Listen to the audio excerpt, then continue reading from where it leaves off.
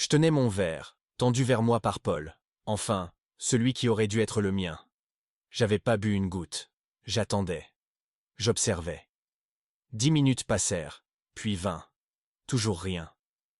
Je commençais sérieusement à croire que je me faisais des idées, que tout ça n'était qu'une paranoïa de plus alimentée par mes insomnies. Mais 45 minutes plus tard, alors que tout le monde riait et que mon père racontait une anecdote sur ses années de fac, il s'interrompit.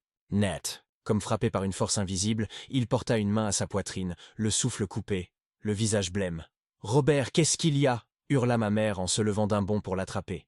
Il chancela. Son verre de vin glissa de sa main, s'écrasa au sol, explosant en 1000 éclats rouges. Il se tint la tête, les yeux dans le vague, le teint cadavérique, puis s'effondra. Le cri de ma mère déchira l'air. Tout le monde se leva en panique. Tante Suzanne appelait déjà les secours. Moi je restais figé, mais pas par la peur. C'était autre chose. Quelque chose d'atrocement clair. Les mêmes symptômes. Étourdissement. Difficulté à respirer. Évanouissement. Exactement comme ce qui m'était arrivé à mon anniversaire. Comme ce que ma mère m'avait décrit au sujet de mon grand-père avant sa mort. « Appelez une ambulance maintenant !» criai-je, tout en gardant les yeux braqués sur mon père, étalé au sol, le regard perdu dans le vide.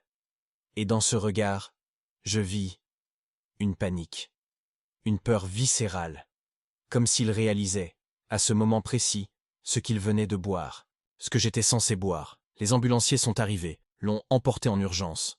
Ma mère, effondrée, me serrait la main, le regard vide. « Ethan, qu'est-ce qu'il se passe? Pourquoi ça nous arrive ?» Je l'ai prise dans mes bras. Mais à l'intérieur, tout en moi était en ébullition. Une pensée glaçante m'a traversé.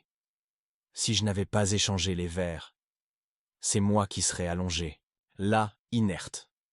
Je me suis penché vers ma mère et lui ai murmuré à l'oreille « Maman, faut que je récupère un échantillon du vin dans le verre de papa. » Elle m'a regardé, horrifiée, mais elle a hoché la tête. Elle savait, elle comprenait, elle pensait exactement la même chose que moi. Quand tout le monde fut parti, je suis retourné dans la salle à manger. J'ai ramassé un reste du vin dans une pipette que j'avais prise dans ma trousse d'urgence, versé le liquide rouge sombre dans un petit flacon et glissé le tout dans la poche intérieure de ma veste. Cette nuit-là, impossible de fermer l'œil. J'avais la scène en boucle dans la tête, mon père s'écroulant, ses yeux, ce vin vermeil qui s'éparpillait sur le parquet. Mon instinct me criait que ce n'était pas une coïncidence. Mon père avait essayé de me tuer, et je devais le prouver. Les jours qui ont suivi Thanksgiving ont été flous. J'avais l'impression de vivre en clandestin, pas parce que je fuyais la justice, mais parce que je ne reconnaissais plus mon monde. Chaque fois que je glissais la main dans ma poche et sentais le petit flacon, mon estomac se retournait. Je me demandais si j'étais en train de devenir fou, ou si j'étais passé à un cheveu de la mort par la main de mon propre père. Mais je ne pouvais pas m'arrêter là. Je devais savoir. Même si ça détruisait ma famille. J'ai contacté un labo privé à San Francisco, recommandé par un ancien camarade de promo devenu ingénieur biotech. Un endroit discret, pas du genre à poser trop de questions. Trop risqué d'envoyer le flacon par la poste. Alors j'ai pris la voiture et j'ai roulé, le cœur tambourinant à chaque feu rouge. La technicienne, une femme dans la cinquantaine avec des lunettes si épaisses qu'on aurait dit des hublots, m'a reçu avec une curiosité prudente. Je lui ai tendu le flacon. « J'ai besoin d'une analyse, tout ce qui sort de l'ordinaire. Et vite, s'il vous plaît. » Elle a hoché la tête sans poser de questions. 3 jours. 3 jours. Une éternité. Une prison mentale. J'ai refermé la porte de mon appart comme un bunker. Tiré les rideaux. Plus personne. Plus de bruit. Juste moi et cette angoisse qui ne me lâchait pas. Le téléphone de ma mère a sonné au 2e jour. Sa voix était cassée, fragile. « Ton père va un peu mieux. Il parle d'un choc vagal. Mais ils savent pas ce qui l'a déclenché. Tu sais quelque chose, Ethan ?» J'ai hésité. Mentir. Protéger. Mais je pouvais pas lui balancer. Tout ça par téléphone. Je fais quelques vérifs, maman. T'inquiète pas. Mais c'était moi qui étais rongé par l'angoisse. Le 3e jour, enfin, mon téléphone vibra. « Monsieur Caldwell, on a les résultats. Il vaudrait mieux que vous veniez en personne. » Sa voix était neutre, professionnelle. Mais je sentais le poids derrière les mots. J'ai sauté dans ma voiture, mon cœur battant la chamade. La technicienne m'a tendu le rapport, son doigt pointant une ligne en gras. Barbiturate, concentration élevée. Elle m'a regardé droit dans les yeux. C'est un sédatif. À cette dose, ça pouvait vous tuer. Je suis resté figé. Le papier tremblait dans mes mains. Ce n'était pas l'alcool. Ce n'était pas un accident. Quelqu'un avait mis du poison dans mon verre, et ce quelqu'un, c'était lui. Mon père. Je l'ai remercié d'une voix à peine audible, en lui demandant de garder ça confidentiel. Elle a acquiescé, un éclat de compassion dans les yeux. Sur le chemin du retour, j'ai roulé au hasard, sans but, à travers la ville. Mon esprit en feu, mon père. Cet homme distant, froid, que j'avais pourtant tant cherché à rendre fier. Pourquoi? Pourquoi moi? Pourquoi maintenant? Puis, le déclic. Mon héritage. 5 millions de dollars. Pas de femme. Pas d'enfant. Si je mourais, c'est lui qui héritait de tout. Tout prenait un sens cruel. Il voulait pas juste me contrôler. Il voulait que je disparaisse. Je me suis arrêté au bord de la baie. Les vagues frappèrent les rochers. Le vent me giflait le visage. Mais je ne sentais rien. Juste une rage froide qui montait, qui grandissait. J'ai serré le rapport contre moi comme un talisman. J'allais l'affronter, pas pour me venger, mais pour que ma mère et moi puissions enfin respirer, être libres. J'ai attendu qu'il rentre. Pas à l'aéroport, pas à l'hôpital, non, je voulais le voir chez lui, sur son territoire, là où il avait toujours cru pouvoir tout contrôler. Je l'ai guetté depuis la voiture pendant des heures, les mains moites, le cœur cognant comme un marteau. Ce jour-là, il faisait gris, un ciel bas, menaçant, comme si même la météo savait que l'heure de vérité approchait. Quand ma mère a ouvert la porte, elle a d'abord eu un sourire, mais il s'est fané aussitôt qu'elle a vu ma tête. « Ethan, tu devais pas venir demain? J'ai changé d'avis, maman. J'ai besoin de lui parler. Maintenant, elle a baissé les yeux. Elle a compris. Peut-être pas tout, mais assez pour se douter que quelque chose de lourd allait exploser. Elle m'a laissé entrer sans un mot de plus. Il était là, dans le salon, installé comme un roi déchu, les jambes couvertes d'un plaid, une canne posée contre le fauteuil, la télé allumée sur un documentaire qu'il regardait à peine. Quand il m'a vu, son visage s'est figé. Un silence épais a envahi la pièce. « Ethan, mon fils, je suis content de te voir. Épargne-moi ton théâtre. On va aller droit au but, ok ?» Je me suis avancé, lentement, et j'ai posé une enveloppe bien épaisse sur la table basse. Il l'a regardé comme si c'était un serpent prêt à le mordre. Ses mains ont tremblé un peu. « Tu sais ce que c'est, hein? T'as reconnu le logo du labo? J'ai fait analyser ton petit thé digestif. Celui que tu m'as offert. Pendant des semaines, il a voulu parler, mais je l'ai coupé net. Je t'explique pour que ce soit bien clair. T'as mis des sédatifs dedans. Puissants. Assez pour que je perde la tête. Pour que je remette en doute mes décisions. Pour que je devienne, à tes yeux, incapable de gérer quoi que ce soit.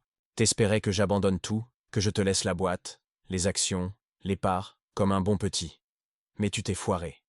Et t'as fini par t'enfiler ton propre poison. » Il s'est levé, lentement, comme si chaque mot que je lançais, le frappait de plein fouet.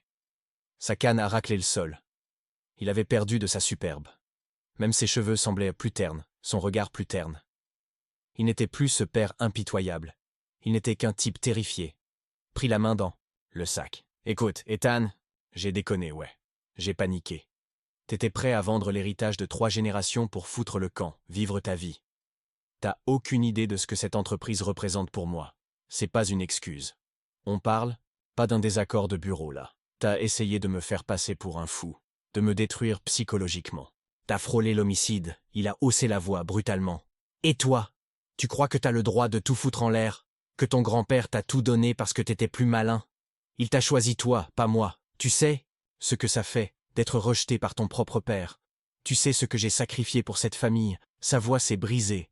Il s'est rassis, les épaules tombantes, comme si toute son énergie l'avait quitté. Alors t'as décidé de te venger sur moi? D'anéantir ton fils pour venger ton orgueil blessé?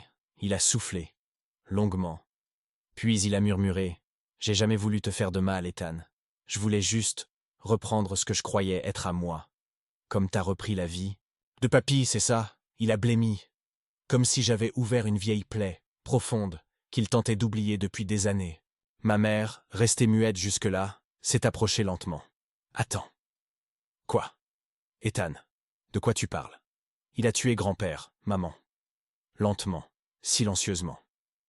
Il a joué au fils dévoué pendant des mois, et pendant ce temps-là, il lui glissait des médocs dans son café. Assez pour affaiblir son cœur, pour le faire passer pour une mort naturelle. Personne n'a rien vu. Mais moi, j'ai creusé. Il se tenait la tête dans les mains, pas un mot, pas une défense. Dis-lui, papa. Dis-lui ce que t'as fait. C'est pas aussi simple. J'ai jamais voulu ça. Je voulais juste qu'il ouvre les yeux. Il m'humiliait sans arrêt. Il disait que j'étais faible, que c'était toi, on l'avenir. Moi, j'étais juste un pion. T'imagines ce que ça fait pour un homme d'être rayé de l'histoire par son propre père? J'ai pété un câble, oui. J'ai voulu lui montrer que sans moi, il n'y aurait plus rien. J'ai juste mal calculé. Et puis c'est allé trop loin. Ma mère a éclaté en sanglots. Elle est tombée à genoux, les mains sur la bouche, comme si elle allait vomir. J'avais mal pour elle. Mais j'avais encore plus mal pour ce que j'étais en train de découvrir. Tu l'as tuée. Et après t'as essayé de me neutraliser. T'as détruit ta propre famille. Pourquoi? Pour du pouvoir, de l'argent, une boîte qui au final t'a tout pris? Il a levé la tête, le regard embué. Je t'en supplie, si tu me dénonces, j'irai en tôle. Tu veux vraiment ça? Voir ton père finir ses jours derrière les barreaux? Tu m'as déjà volé mon enfance? Tu veux que je te laisse aussi m'arracher ma dignité? Il n'a rien répondu. Juste baissé les yeux. Le lendemain, je suis allé au commissariat. Je leur ai tout dit, chaque détail. Les analyses, les achats de médicaments, les antécédents. Ils m'ont écouté avec sérieux, et ils m'ont cru. C'était pas juste mon histoire, c'était un puzzle qui s'assemblait, enfin. Ma mère a témoigné. Elle a confirmé les rendez-vous médicaux, les prescriptions étranges, les changements dans le comportement de son mari. Elle était détruite, mais déterminée. Elle voulait la vérité, elle aussi. Et surtout, elle voulait que ça s'arrête. Le procès a été médiatisé à fond. On aurait dit un soap opéra. Les journalistes en faisaient des tonnes, comme si c'était un film. Mais moi, j'étais juste un gamin brisé qui essayait de recoller les morceaux. Mon père a été inculpé pour tentative de meurtre et homicide involontaire sur personne vulnérable. 8 ans ferme, même s'il fera sûrement la moitié pour bonne conduite. Quand la sentence est tombée, j'ai pas ressenti de joie.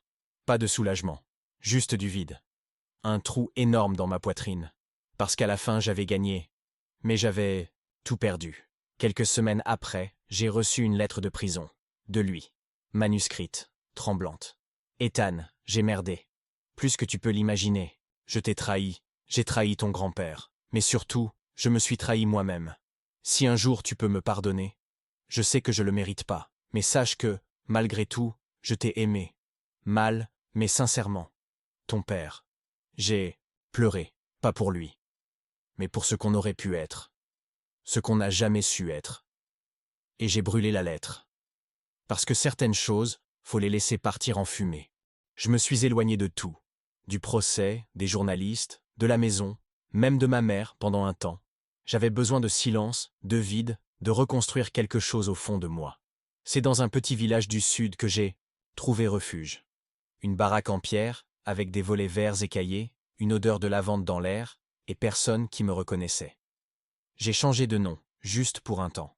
J'étais plus Ethan, l'héritier, la victime, le fils, du monstre. J'étais juste un gars paumé qui essayait de respirer. Les premiers jours, j'ai dormi comme une pierre. Sans rêve, sans cauchemar, juste le néant. Puis c'est revenu. Les visages, les voix, la trahison. Mon père qui me tendait une tasse de thé avec ce sourire faux. Mon grand-père qui me racontait ses plans pour l'avenir, ignorant qu'il y n'en aurait plus. Ma mère qui regardait dans le vide, comme si elle avait tout perdu. J'ai commencé à écrire. Pas un livre, pas encore. Juste des bouts d'histoire, des phrases éparses, des souvenirs, des trucs moches et d'autres. Beaux aussi. Comme cette fois où mon grand-père m'avait emmené dans la forêt et qu'on avait dormi sous les étoiles. Il m'avait dit « La vérité, Ethan, c'est pas toujours propre. Mais si t'as le courage de la regarder en face, elle finit par t'éclairer. » Je comprends mieux maintenant. J'ai croisé Lucie au marché. Une meuf du coin, pas du genre à s'en laisser compter. Cheveux bouclés, sourire franc, les mains pleines de tomates qu'elle vendait pour sa mère. Elle m'a regardé droit dans les yeux et m'a dit « Toi, t'as la tête de quelqu'un qui porte un sacré poids. Tu veux des cerises ou juste qu'on te fiche la paix ?» J'ai souri pour la première fois depuis des mois. Les deux. Elle m'a filé une poignée de cerises gratis. Et le lendemain, elle m'a traîné à la rivière, sans me demander mon nom, ni ce que je foutais là. Juste pour le fun.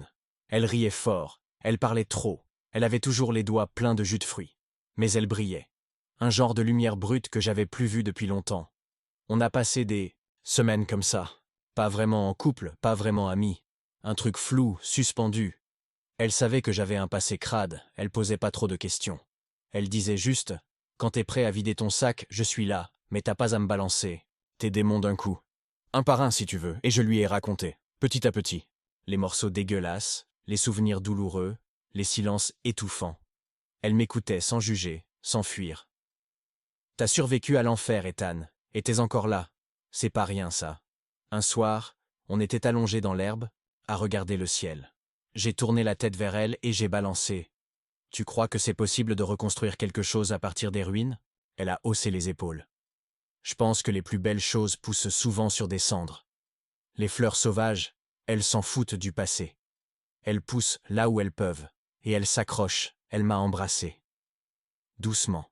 Et j'ai senti une chaleur que je croyais disparue. Mais il y avait encore des chaînes autour de moi. Invisibles, mais bien réelles. Des questions que j'avais pas osé poser. Des réponses que je fuyais. Et surtout, une lettre. Une autre. De mon père, cette fois envoyée via son avocat. Je vais être libéré plus tôt que prévu. J'aimerais te voir, une dernière fois. Pas pour mendier ton pardon, juste pour fermer ce qu'on n'a jamais su ouvrir. Je l'ai pas montré à Lucie. Je savais qu'elle comprendrait, mais je voulais pas la mêler à ça. Pas encore. Alors j'ai pris la route, retour en ville, retour dans le passé. Quand je suis arrivé à la prison, il était déjà prêt, assis dans une petite salle d'attente, mains croisées sur ses genoux. Il avait minci. Ses cheveux étaient aigris, ses yeux plus creusés. Mais son regard, il avait changé. Moins d'arrogance, plus de fatigue, plus de regret, peut-être. Merci d'être venu, Ethan. J'ai pas répondu. J'ai attendu. J'ai pensé à toi tous les jours, à ce que j'ai fait, à ce que j'ai détruit, et je me suis demandé si t'avais réussi à vivre malgré moi. J'ai essayé, ouais. Il a hoché la tête. Je suis pas là pour me faire pardonner. Je sais que j'ai pas ce droit. Je voulais juste te dire que je regrette. Vraiment. Et que j'espère que tu pourras avancer, même si moi, je dois porter ça jusqu'à la fin.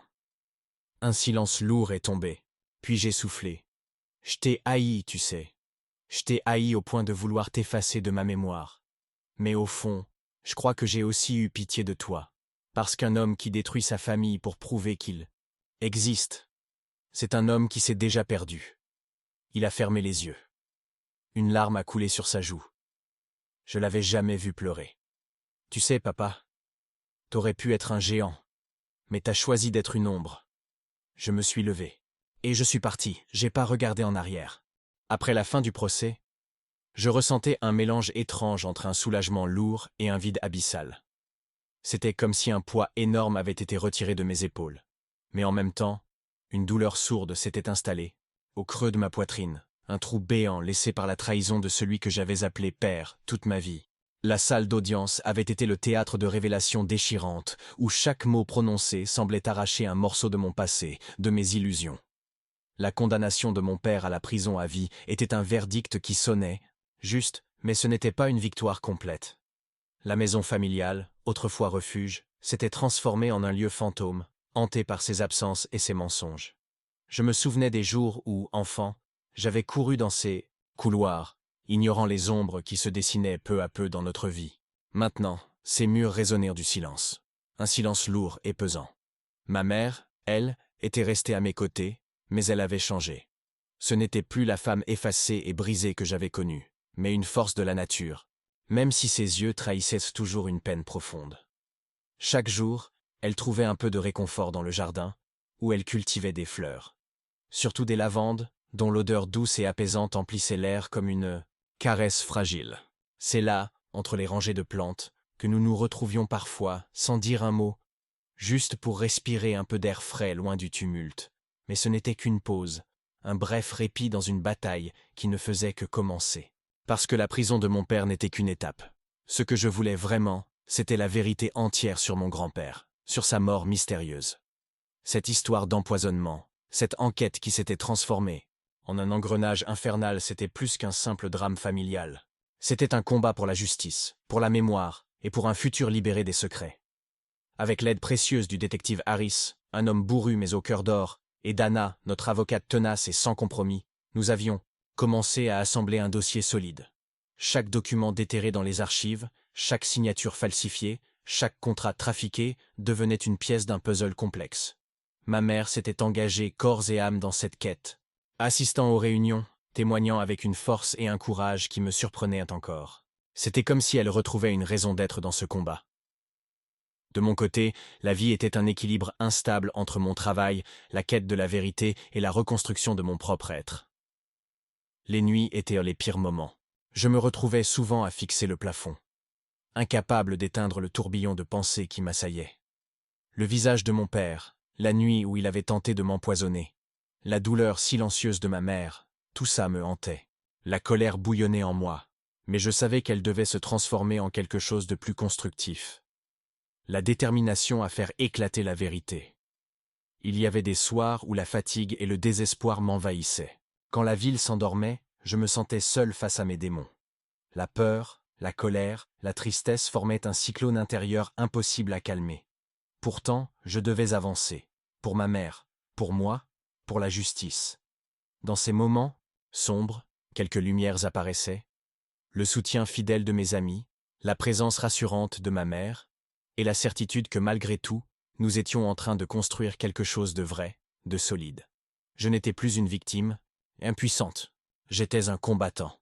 Un homme qui avait choisi de ne pas se laisser dévorer par la haine. Mais la douleur restait là, sourde, prête à ressurgir à tout instant. Le silence de la nuit ramenait toujours à la surface les souvenirs les plus douloureux. La trahison, la peur, les pertes. Pourtant, je savais qu'il fallait continuer à avancer, que la vérité, même cruelle, était la seule voie vers la liberté. À la fin du procès, j'ai compris qu'un chapitre se refermait, mais qu'un autre, plus difficile, s'ouvrait devant moi. Libérer ma mère et moi-même de l'ombre du passé n'était que le début d'un long chemin vers la reconstruction, la guérison et peut-être, un jour, la paix. Même si les cicatrices resteraient, la vérité avait ce pouvoir incroyable de nous libérer. C'est cette vérité que j'ai décidé d'embrasser, avec ses douleurs et ses espoirs, pas à pas, jour après jour. Le lendemain du verdict, la ville semblait avoir perdu un peu de son éclat.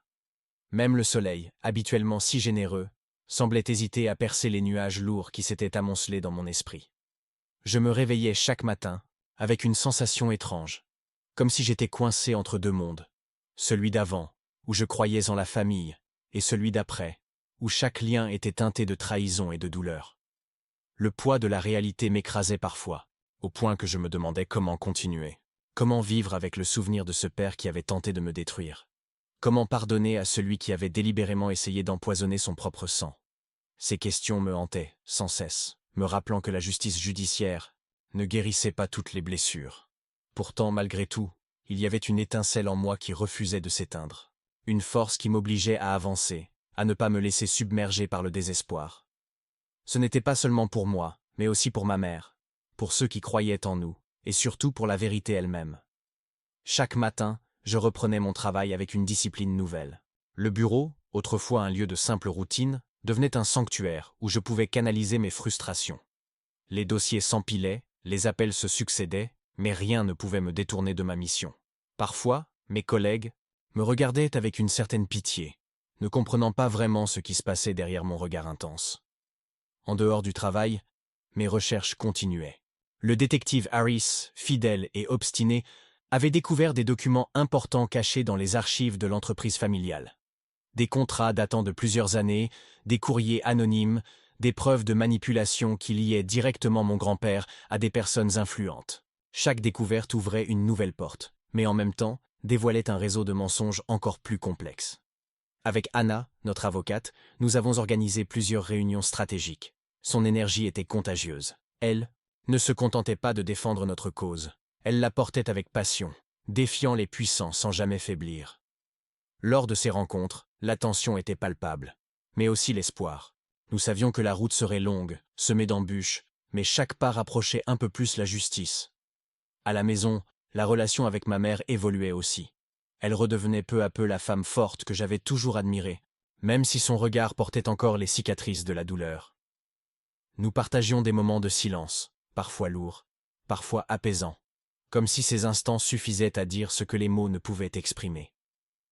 Un soir, alors que la pluie battait contre les fenêtres, nous nous sommes retrouvés dans le salon, une tasse de thé chaud à la main.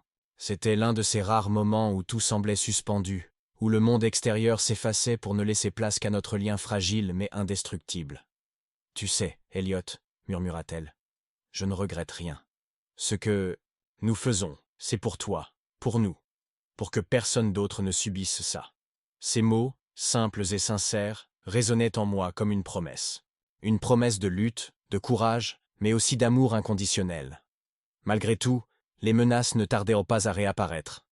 Des coups de téléphone anonymes, des regards lourds de sens dans la rue, et parfois même des voitures inconnues, qui rôdèrent près de notre maison. La peur était une compagne constante. Mais elle ne nous paralyserait pas. Je me sentais prêt à tout affronter, à braver l'obscurité pour que la lumière finisse par triompher. Le chemin serait long, épuisant et peut-être cruel. Mais je savais que c'était la seule voie possible. Un matin, alors que je sortais de chez moi, je remarquai une silhouette familière au coin de la rue. C'était Marc, un vieil ami d'enfance, devenu journaliste. Son regard avait changé, plus dur, marqué par les combats qu'il avait lui aussi traversés. « Elliot, dit-il en approchant, j'ai entendu parler de ton histoire. Ce que tu vis, ce n'est pas juste un drame familial, c'est une vérité qui doit éclater au grand jour, je veux t'aider. » Son offre venait comme un souffle d'espoir. Peut-être que cette fois, avec l'aide des médias, nous pourrions faire tomber les murs du silence et de la corruption. Je hochai la tête, sentant une détermination nouvelle m'envahir. Ensemble, nous pourrions faire la différence. Mais je savais aussi que cette alliance allait attirer encore plus d'ennemis. Ceux qui avaient intérêt à ce que les secrets restent cachés. Ceux qui n'hésiteraient pas à tout pour étouffer la vérité. Le combat continuait. Et cette fois, il serait plus rude que jamais. Les jours qui suivirent cette confrontation furent comme une tempête silencieuse. Chaque matin, je me réveillais avec ce poids au creux du ventre, cette vérité lourde qui refusait de s'effacer. J'avais confronté mon père, découvert ses mensonges, ses trahisons, mais au fond, rien n'avait vraiment changé dans mon cœur. Il restait cet homme, mon père, un homme rongé par ses dettes et son désespoir, qui avait osé tenter de m'ôter la vie pour s'emparer de mon héritage. Pourtant, je n'éprouvais pas de haine facile, juste une profonde tristesse et un mélange confus de colère et de compassion. Ma mère, elle, semblait se relever petit à petit, mais ses yeux trahissaient encore une douleur sourde, une blessure, que les années n'avaient pas cicatrisée. Elle avait passé tant d'années à vivre dans l'ombre de cet homme, à subir son emprise et ses manipulations, à cacher ses peurs derrière un masque de patience. Maintenant qu'il était démasqué, elle apparaissait fragile, mais aussi plus forte que jamais. Cette force nouvelle me donnait un peu de courage, car ensemble, nous étions prêts à affronter ce qui restait du passé et à reconstruire un futur plus clair, plus juste. Nous avions encore tant à découvrir. Le carnet ancien de mon grand-père, avec ses notes griffonnées à la hâte, restait une énigme pleine de secrets. Chaque page tournée était une porte entr'ouverte sur un monde de suspicion, de trahison et de non-dits. Je passais des heures à relire ces mots, cherchant le moindre indice, la moindre piste qui nous aiderait à comprendre ce que mon père avait fait exactement et pourquoi il avait agi ainsi. Nous n'étions pas seuls dans cette quête. Anna, notre avocate, et Harris, le détective privé, étaient devenus des alliés indispensables. Leur professionnalisme et leur détermination me rassuraient, même si l'ombre du doute planait toujours sur nos recherches. Anna avait commencé à examiner tous les documents que nous avions récupérés, cherchant les failles dans le dossier de mon père, les preuves à même de le faire condamner pour de bon. Harris, quant à lui, explorait discrètement les affaires financières, interrogeant d'anciens associés, cherchant des témoins prêts à parler. Un après-midi pluvieux, alors que la lumière grise filtrait à travers les vitres embuées, de mon appartement, Harris m'appela avec une voix grave. « Ethan, je crois qu'on a une piste sérieuse. » Son ton était empli de gravité, mais aussi d'un espoir ténu. Il m'expliqua qu'il avait découvert un compte bancaire offshore où des sommes importantes avaient été transférées, des fonds que mon père ne pouvait justifier. Ce compte, lié à des sociétés écrans, révélait un système d'escroquerie bien plus vaste que ce que nous avions imaginé. Cette révélation bouleversa tout. Ce n'était plus seulement une affaire de tentative d'empoisonnement et d'héritage détourné, mais un réseau complexe de fraude, de manipulation et de crimes financiers.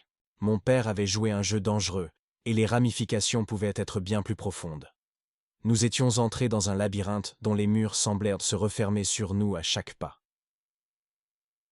Le soir venu, alors que je regardais la pluie, tomber en silence sur la ville, je repensais à la dernière fois où j'avais vu mon père.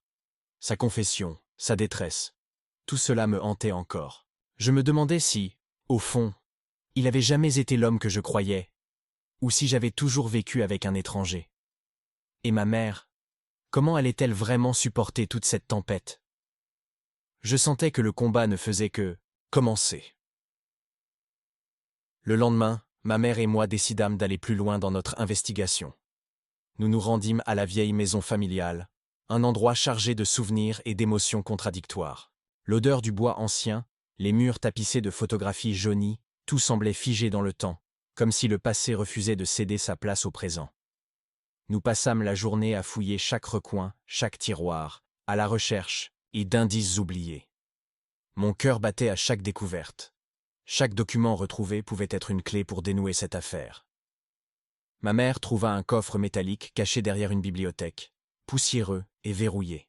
Nous essayâmes de deviner le code jusqu'à ce qu'elle se souvienne, presque à voix basse, de l'anniversaire de leur mariage. Le coffre s'ouvrit dans un grincement sinistre, révélant un tas de papiers jaunis, des lettres, des factures, des polices d'assurance, et parmi eux, un petit carnet que je n'avais pas vu auparavant. Ce carnet était le journal intime de mon père, une sorte de confession écrite.